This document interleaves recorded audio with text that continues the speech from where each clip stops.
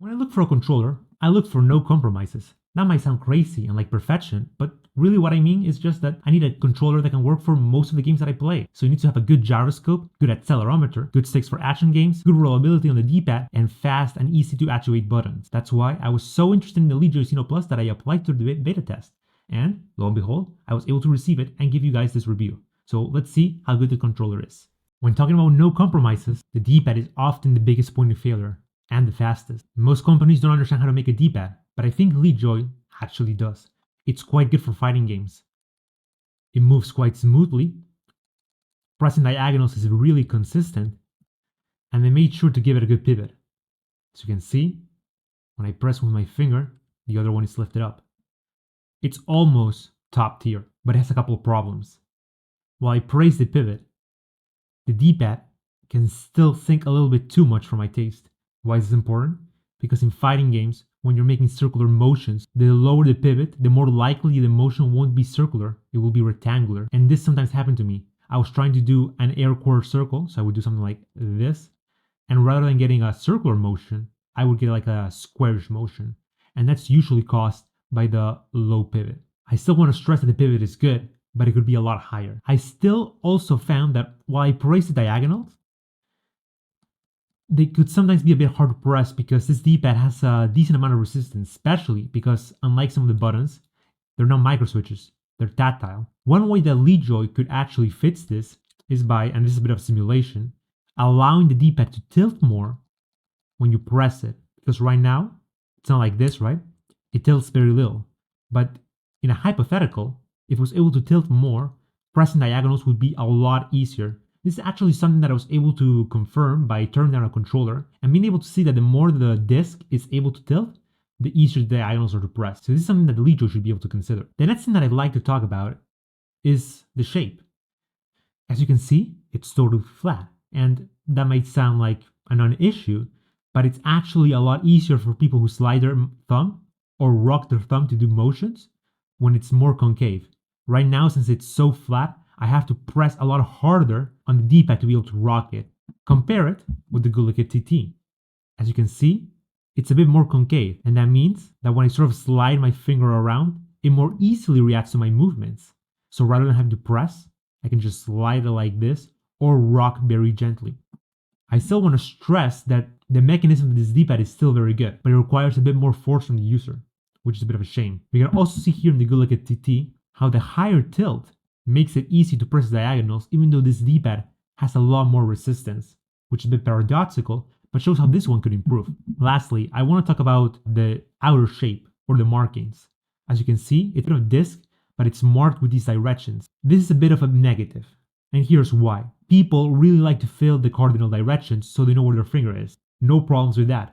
The Gyroscope TT disc shape is pretty bad because you have no idea where your finger is, right? And I know there's another D-pad shape, but the corners are far too recessed. And that's actually something that this controller fixes.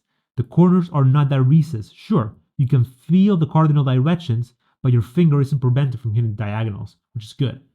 Even then, it could still be a bit better, because as you can see, the cardinal directions kind of stick out and don't smoothly transition into their shape, which means when you slide your finger, you're constantly rubbing against the shape. It's small and minor, but if you compare it to something like the Blitz 2, which has a more gradual steep up curve when looking at the cardinal directions, you'll see what I mean. It's not bad. None of these things are deal breakers. It could be easier to press, it could have a higher pivot, it could tilt more, and it could have a better shape. That's for sure. But even then, it's still a really good D-pad.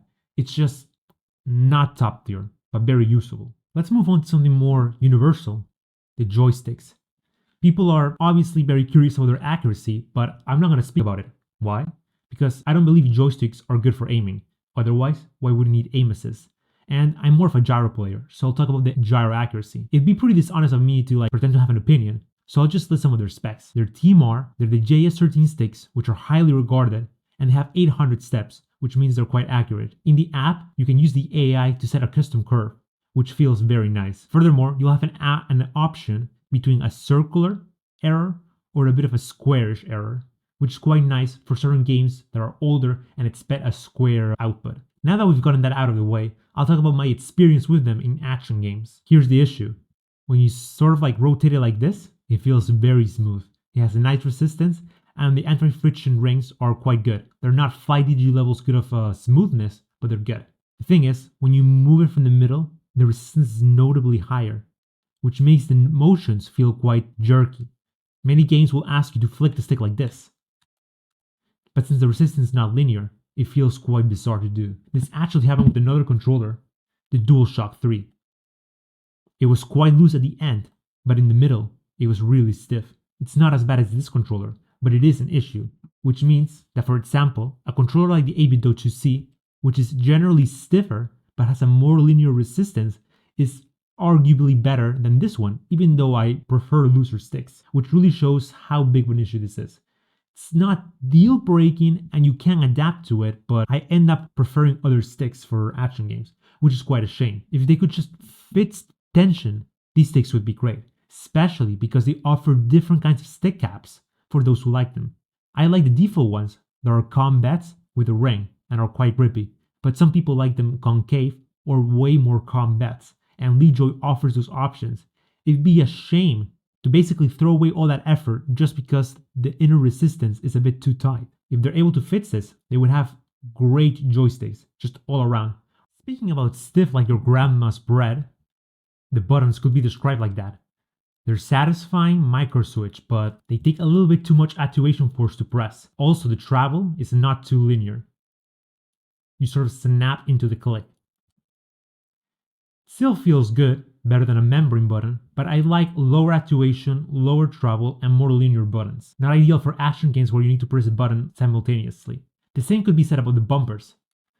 They're almost like Xbox bumpers, but just a tad bit stiffer, which means that for games like Sekiro and Ninja Gaiden, where you need to press the L1 button a lot, like this, and time it, it's a bit cumbersome. Not overly so, and it's still quite good and usable, but it would benefit from a lot more trouble and less actuation force. Thankfully, it's not as bad as something like the 8-bit Do 2C, which has overly stiff bumpers that are not unusable, but they're actually uncomfortable. So, could be better, could be worse. I'm a bigger fan of the triggers than the buttons. They're really nicely shaped, very smooth and linear, and just feel overall great press. They do lack the dampening that you'd see in something like a Fly DJ controller, but that's not a big deal. The microswitch trigger is also not half bad, but it kind of suffers from the same issues before. It's too stiff.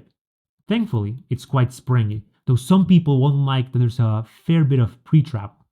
Personally, I think that in practice, this actually makes the controller better, because people are too obsessed with it being fast, but in reality it needs to feel good. What is missing is a trigger stopper, something like this, which you can kind of emulate by putting this in the middle, even though it doesn't really work because the software is like, what the hell are you doing? You might be wondering, why would I need a trigger stopper if I have a micro switch? Well, a trigger stopper option has a few advantages. It has far less resistance, so in something like in Sekiro, where you need to like press the guard button a lot, you can map it to the trigger and very easily time things. Furthermore, for gyro players who are using the triggers to shoot, a trigger stopper is actually better than a micro switch, because it moves the controller less when you press it due to the lower resistance. It's not a big deal that it's missing it, but it's a bit of a missed opportunity. Overall, I'm still quite happy with the trigger situation.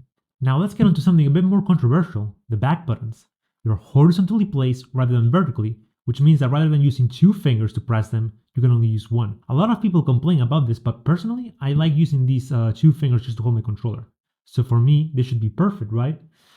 Well, even for people that like me that like this style, there's a bit of an issue. You see, this back button is a micro switch and it's very spammable, but this one is kind of out of the way and it's tactile. So clearly the intention here is to mainly use this outer one, and then occasionally use the inner one. But they could have used a better design, honestly. Why? Because right now, if you want to press both of them at the same time, you can, as you can see here, but it's kind of awkward. You're gonna have to like place your finger like this. And personally, I think they could have used a paddle design to make this more comfortable. Let me do a little simulation to show you what I mean.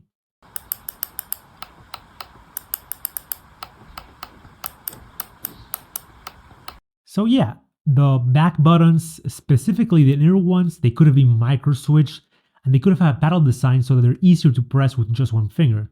But it's a small annoyance because the outer black buttons are really good for spamming. Usually they're tactile on other controllers, and I've never really found them good for gyro usage to like enable or disable the gyro.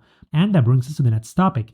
Gyroscope, gyro aiming, the reason why you came to this channel to learn whether this controller is actually good for gyro. A lot of reviewers and users have been saying that this is an S-tier gyro, but they're mostly basing it off the fact that the gyroscope is 1000 Hz and because they are aware that the designer of the Xeno Plus comes from Big One, which is a company that is known for their gyroscope controllers. Here's the thing. Most people, even gyro veterans, don't know how to test gyros. For the longest time, the 8BitDo Ultimate 2 wireless controller have been touted as one of the top 3 gyroscope controllers, but I actually recently got it myself and it wasn't 1000 Hz or even 500 Hz. It was 143 Hz, and most people were floored because it felt super smooth. Really, polling rate is a very small part of what makes a gyroscope good, and that's why I'm here, because I have a little testing methodology to show you how good the gyro is. But before I get into that, we must understand what would push a consumer to actually buy any given controller for its gyro. There's 4 aspects to it. First of all, the most obvious one is the quality of the gyro sensor itself. How accurate is it? How fast? How precise? Second would be its compatibility with other programs. There's the big 3, which is Steam Input, ReWASD, and Joysticks Mapper. These 3 input remappers are the most common that use SDL, and they're the best for remapping gyro because they give you the most options and they're very convenient. So whether the controller is actually compatible with these is very important because sometimes there can be compatibility issues or back buttons don't work correctly. So I'll get into that. Third, it has to be with the actual software of the controller. So even though most people will use Steam Input or Joysticks Mapper, it's good to know whether the software provided by the controller makers is actually proficient, which is usually not, and I'll get into that, but it's something to keep in mind. And lastly, it's about the physicality of the controller, whether the physical components of the controller facilitate gyro usage. It may seem a bit silly to complain about the shape of the controller,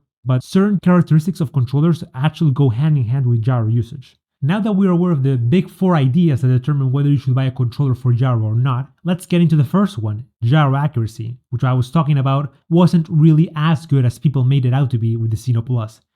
There is 9 things you have to take into account for a gyroscope. Yep, 9 things.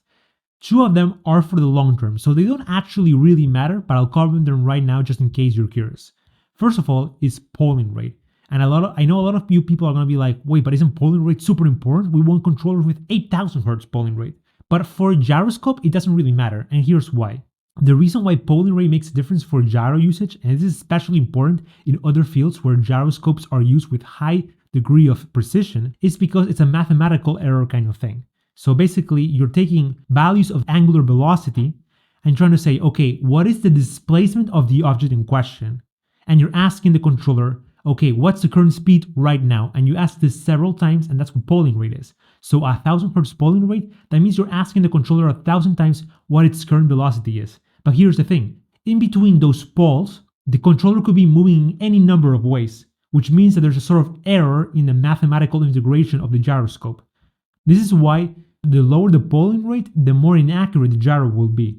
But here's the thing, most people who use a gyroscope for aiming, they're constantly resetting it. So they're moving their controller a bit and then they reset the gyro by either disabling it or doing something with the joystick so they can recenter the camera. And at that point, the gyroscope is not really acting, which means these accumulated errors, which are usually taken into account in other fields like aviation, with like a plane or a drone, in a gaming context, it actually doesn't matter at all because you're resetting the gyro so many times that these small errors that add up due to the polling rate don't matter at all. So as long as the polling rate isn't less than the FPS of the game you're playing, it doesn't matter at all. Similar to polling rate, there's another type of error which is called bias instability. This is a different type of error that kind of has the same effect. It's like noise, but like in the long term. It takes like around 5 minutes, even longer for it to add, and it's very hard to test for. Again, because you're constantly resetting the gyro in a controller, polling rate and bias instability don't matter. So for these long-term variables, which are not that important, but they're still at least worth covering, how does the Xeno Plus fare? Well, Leadjoy advertises at 1000 Hz polling rate, but unfortunately, just like the 8BitDo Ultimate 2 wireless controller, this is not true at all. It actually polls at 187 Hz. How do I know this? Well, I simply run an SDL program and read the gyro. Even though it technically sends 933 values each second, so that would be like around 933 hertz. The thing is, when you look at the values, you'll see that 5 of them are repeated each time. And in terms of math integration, this is basically the same as having a polling rate of 187 hertz, which is below average because the Nintendo Switch Pro controller polls at 200 hertz and the DualShock 4 controller, which by the way is what the Xeno Plus is trying to emulate, polls at 250 hertz. It's a bit of a shame, but this isn't actually about the practical problems with the polling rate because to me they don't matter. It's the fact that the marketing doesn't match the reality of the controller.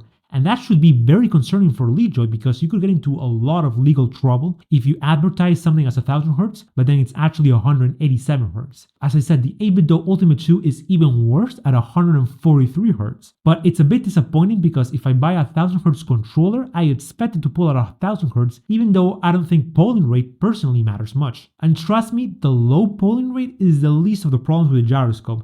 And now you'll see why I'm a bit disappointed with some of the reviews that claim this is an S-rank controller. But let's actually now move into these aspects of a controller that are far more important and act in the short term. But first of all, I want to explain what methodology I'm using to test for these. Here's the thing. Testing gyros is notoriously difficult because they rely on human movement to get values, and these are very inaccurate and they're hard to repeat. Thankfully, I came across a decent method to test for gyro, at least relative to other controllers, which is by using a rotational stand. You know, those things that you buy so that you can put a little product on it and rotate it for the camera? Yeah, since those things are basically rotating at a constant rate, then you can take one controller and another controller and put both on the same stand and rotate them, applying the same rotational velocity to two controllers. Why is this important? Because we can compare two controllers at the same time. I can take my DualShock 4 and my Xeno Plus and see how they fare against each other. And this is especially relevant for the Xeno Plus because, as I mentioned previously, it spoofs as a DualShock 4 controller. So what are these 7 things I'm testing for? First of all is the initial bias. So basically, if I leave the controller standing on a table without moving, what is the initial value? You don't want this value to be too big, but you can just correct it with software. The initial bias on the Leadjoy Xeno Plus is average. It's comparable to a DualShock 4. But what actually makes the initial bias itself hard to correct is the noise around it. All of these sensors, gyroscope, accelerometer, and magnetometer, have noise to them. Basically, the values are constantly jumping around due to outer interference, usually heat, but there's other sources. The noise of the Leadjoy Xeno Plus is also average, comparable to a DualShock 4 controller. So in that respect, these two things, which are the most well-known factors of error for a controller, are decent in the Leadjoy Xeno Plus. Not crazy good, not crazy bad, but average. But here's where it actually starts getting a bit disappointing for the Leadjoy Xeno Plus, and it's with the precision. Now you may be wondering, what is precision in this context? Well, I'm using the scientific definition, which in this case is if I rotate a controller 15 degrees, then how often would it give me that same value? And if it doesn't give me that same value, then how much does it deviate? So a high precision gyroscope in that scenario would always give me 15 degrees, or maybe it would be 14.9, 15.1, that kind of stuff. And if it's a very imprecise sensor, it might give me 16 degrees, 14 degrees. Basically, like the more inconsistent the results are when moving, not stationary, when moving, the less precise the controller is. And this is where my rotational stand test is actually very useful, because while rotating both of these controllers at the same time, I noticed something very curious. The imprecision of the Xeno Plus was at least 50% worse than the DualShock 4. So for example, when I was rotating the stand at 8 rotations per second, in the yaw axis, I had a standard deviation of around 0.2. But with the Xeno Plus, it was around 0.3. That's 50% worse. Think about it. The rotational stand is always rotating more or less at the same speed, but the values are not always constant, they're jumping around. And a bit of jumping around isn't that bad, but the Xeno Plus jumped around a lot. And this is different from the white noise that I mentioned earlier. Why? Because in the test where I left the controller stationary, the white noise presented a standard deviation of around 0.02. So it's noticeable, but it's very small. But as you saw, the standard deviation while moving the controller was far higher, which means that this isn't a case of white noise. No, it's the sensor being imprecise. The standard deviation got even worse at higher speeds, At 15 rotations per second, the standard deviation was 0.75, even though it was only 0.36 in the DualShock 4. Now, I do have to mention that the DualShock 4 isn't a very precise controller, as you can see by my testing, but even then, the Xeno Plus is way too imprecise compared to it, which was rather disappointing. And further adding to the disappointment, the scaling accuracy of the controller is quite bad. As you can see in my testings, when moving it clockwise, for some reason the Xeno Plus has like a lower scale, especially at lower speeds. At 4 rotations per second, the sensitivity was 88% of what the DualShock 4 was, which was quite bizarre. Now, as the speed ramped up with 15 rotations per second, the sensitivity discrepancy was much lower. And when looking at anti-clockwise rotations, it was non-existent, and what discrepancy there was probably due to like some sort of like mechanical error from my part. But that's actually more concerning, because if the scale of the controller is only bad when turning in one direction, that means that you can't just scale it uniformly, the whole controller, and then fix the error. No, that means that the sensor itself is inaccurate, which is quite disappointing. Regarding scale, there's also an issue with the accelerometer, which is used for racing games, because when you tell the controller, the accelerometer, the reference from gravity, tells you how much you're rotating it. The issue is, and this is something that someone in the Discord server for Leadjoy noted, is that usually an accelerometer tells you the acceleration relative to freefall. So if you're leaving your controller in freefall, like throwing it out of the window and letting it fall, then the accelerometer would read 0, and when you put it stationary, it reads 9.8. Unfortunately, in DualShock 4 mode, for some reason, the accelerometer has an average magnitude of 4.9, which is exactly half of what it should be. Now, this is usually not an issue because most games or most programs will normalize the accelerometer values, but sometimes software like Dolphin will read the values without normalizing it, and this can mean that the accelerometer doesn't act as it should, and you have to move the controller twice as much just to get the same result as you would in a DualShock 4. Which is kind of a pain in the ass to deal with. So it's unfortunate that that's an issue. Thankfully, there's other aspects where the Leadjoy Xeno Plus is quite good. The input latency, while I don't have a good method to test it, more or less show that there were no issues. I got both controllers to rotate when I pressed the button on my rotational stand, and they both changed directions at the same time, which means that if there is input latency, it's not that big, or at least it's not worth mentioning. There's also cross-axis sensitivity, which is a fancy way of saying if you're rotating the controller in one axis, how much are the other axes affected?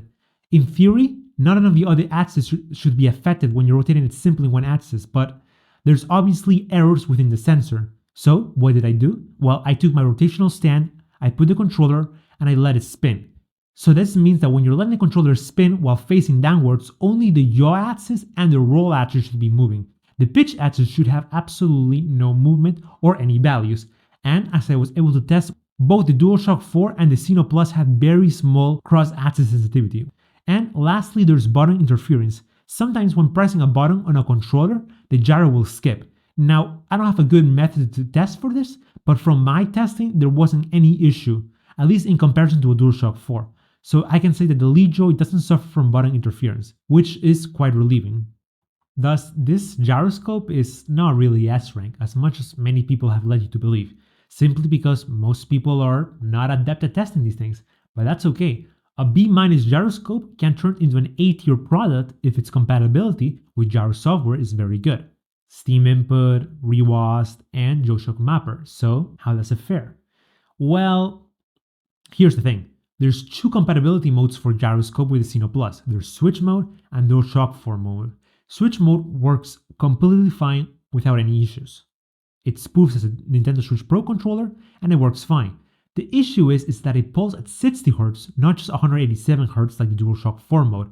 Now, in theory, this doesn't really have much of an impact because I played Quake both with DualShock 4 mode and Nintendo Switch mode, and I personally found no difference. In fact, when I was playing Switch mode, I completely forgot that I was using the 60 Hz mode. So, as I said, polling rate doesn't really matter. But Switch mode is limited in the number of buttons that it can send out. And also, you don't have analog triggers, so for racing games, it's less than desirable. It's very usable, but it's not the ideal. Most people who want a gyroscope controller want a DualShock 4 mode. And here's where things get a bit complicated. Leadjoy kinda like screwed up a bit. For example, the back buttons, they don't have the ability to map to the touchpad. And you may be wondering, why does that matter? Well, in scene input, you can treat the touchpad as a set of different buttons. And this is important because in a game, rather than remapping the back buttons to R3 on an already existing button on the controller, they can count as a new input. This is actually what GameSir is doing with their own gyro controllers, which makes them very comfortable to use in Steam input and very flexible. And right now, Leadjoy does not offer that option, which is one of the biggest advantages of a DualShock 4 mode. In fact, I would have wished that they would use a DualSense Edge mode, as Big Big One have used in the past, because the DualSense Edge has 4 extra buttons, which can be mapped in Steam input as new inputs, which is very convenient. So right now, you don't really have that flexibility of added inputs. Of course, you might say that at the end of the day, that's not a big deal, because the biggest, most important part of using the DualShock 4 mode is having the analog triggers and the full polling rate. That's true, but the DualShock 4 mode also comes with a bunch of other compatibility issues. For some reason, by default, when you connect it with the dongle, it uses a different product ID. So most programs won't see it as a proper DualShock 4 controller, but as a generic input controller. And in Steam input, it will cause all the gyro and accelerometer values to be multiplied by 2. Now you can actually get around this by connecting with the wire, and then disconnecting, and then connecting with the dongle. And for some reason, that will cause the controller to use the correct product ID. But again, it's kind of a hassle to do this. But it is something that is fixable. In Windows, if you're on Linux, no matter how you connect it with the dongle, it will always use the incorrect product ID, and most programs won't be able to see it, and the gyroscope will be twice as sensitive, which makes it pretty much unusable, unless you're willing to make new configs on Steam input just to use the controller, which is kind of insane to ask of people. And even if you connect it with a wire, which is guaranteed to work on Windows, on Linux, sometimes it will also use the wrong product ID, which is quite a shame. So you can use the controller's gyroscope on Linux, but there's more limitations. So a B- tier gyroscope is actually impeded because it's not that compatible with the programs in the way other controllers like GameSir's are, which is really disappointing. Need I mention that sometimes the gyroscope just won't work and it will just only move in diagonal lines? This controller is kind of a mess in terms of compatibility, which is a shame because I love gyroscopes and I really like this controller, but it is what it is. Thankfully, Leadjoy is aware of all of these issues, and they're probably watching this video as well just to know if there's anything new. So they're looking to push an update in around May to fix the gyroscope stuff. I'm not sure how much they'll be able to fix, but it's at least worth knowing. I do have to post this review so that potential buyers are aware of these gyroscope issues. But maybe you're just a very casual gyro user and you're not interested in using Steam input or Joysticks mapper, and well, it's mostly functional, but it has a few issues. Again, if you're on Linux, you're kind of screwed because its input mode just doesn't work on Linux.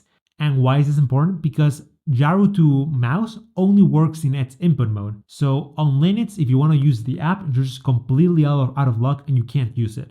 If you're on Windows, gyro to mouse is good. It doesn't have any dead zone like GameSir's controllers, so it feels quite smooth. But there's also no dead zone setting for the gyro to mouse, which means that the mouse cursor with the gyroscope is constantly flickering. It's actually quite noisy. And there's the same issue with gyro to joystick. There's no dead zone settings for the gyroscope itself. Now, at least gyro to joystick has dead zone compensation from the stick itself, which means that when you're moving the gyroscope, rather than it starting from 0%, it'll start from like 25%, which is useful when a game has a dead zone and you don't want the gyroscope to be affected by it. So it is usable, but it's not that competent if you ask me, especially because it's missing one of the most important features, gyroscope ratcheting, which means that when you have the gyroscope enabled at all times, you want a button to be able to disable it so you can recenter the controller. And Leadjoy does not offer this option through their app. They do offer an option to hold the button to enable the gyroscope and then let go to ratchet, but this is not how most people do it. Most people have the gyroscope on at all times and they use a button to disable it. So the fact that this feature is missing is gonna rub people the wrong way. But again, as I said, the app is mostly for casuals that maybe just want to hold the left trigger to activate the gyroscope and only aim a little bit with the gyroscope. So it's like a very casual usage. And in that sense, the gyroscope is more than usable with the app. But for hardcore users that are interested in using the app, unfortunately, I'm going to have to tell you to forget about it. And here's the thing, a lot of companies like Leadjoy, like FlyDG, even GameSir, they're wondering, why are people not using our app? Why are they always using Joysticks Mapper or Rewast or Steam Input? And here's the thing the companies need to realize. Steam Input is so convenient. Whenever I boot a game, my input configs are immediately applied. And maybe a single game can have 4 different configs depending on what I want to use, and I can switch them on the fly. With a PC app for a controller, it's much more difficult because the moment that I boot up a game, I have to remember to load up a certain config and make sure that config matches the game. And then if I boot up another game, then I have to switch the config, and it's not automatic. That's why it's not convenient at all. So if Leadjoy wants people to actually use their app for the gyroscope, just like people use Steam Input, first of all, they need to fix all the issues and add all the options that you would usually expect for Gyroscope. That's one thing. And the second, there needs to be a way to link the game or the launcher to the app so that the moment I launch the game, the configs are already applied and I don't have to think about it. Because right now, it all has to be done manually, which is quite a pain in the ass. Lastly, for how the physical features of the controller aid the gyroscope, it's mainly good things here. As I mentioned before, no trigger stoppers, but we do have microswitch triggers, which reduce trigger shake by a lot. And the back buttons are some of the best back buttons for gyro enabling or disabling, at least the outer ones. The inner ones are tactile and they're not that spammable. But overall, in terms of the shape, it's very easy to hold for gyroscope. So I think people in that respect are going to like it a lot. And I actually think that the physical features of the controller are the most important thing because, as I said before, the ultimate 2 wireless controller, people didn't realize how bad the gyroscope was or how low it pulled because it felt really good to use. And I gotta mention, the Xeno Plus is leagues above the Ultimate 2. It just feels a lot more comfortable. So in that respect, I actually enjoyed using the controller a lot for gyroscope, even though I knew that the gyroscope itself could use a lot of work. So overall, what do I think of the Leadjoy Xeno Plus? Does it fulfill my desire for a no compromise controller? Kind of. Here's the thing, most controllers for me fail in the physical department. That's something that you can't really change. And usually it's a D-pad. The D-pads don't tend to be very good, which means that if I want to play a fighting game or a high execution 2D game, then it's out of the question. But this controller has a really good D-pad. It's not perfect, but it's very competent, and all the other buttons are really good. Sure, everything is a bit too stiff for my liking, especially the joystick, but it's not a big deal. Like, you can get accustomed to the controller. But for the software side, it's a bit of a different story because all the issues, while you technically can get around them, like, for example, in Linux, you can use the cable instead of a dongle. For the gyroscope, you can change your sensitivity to compensate for the lack of scaling. Sure, they're fixable. They're things that you can sort of get around. But if I want a no compromise controller, should I really be having to compensate for the lack of accuracy in the gyroscope? Personally, I don't think you should. So even though I've enjoyed my time with the Leadjoy Xeno Plus a lot, it does fail my no compromise standard. I don't really need it to be a $200 tier controller. It just needs to be competent at everything. But the gyroscope just has too many failings. I love using it, but the gyroscope, especially for a brand that prides itself in a 1000 Hz gyroscope that isn't actually 1000 Hz, it's not at the level it should be. Maybe with the Xeno Pro, which has a double gyroscope, maybe they'll fix everything there, but right now I can't really recommend the controller for gyroscope usage.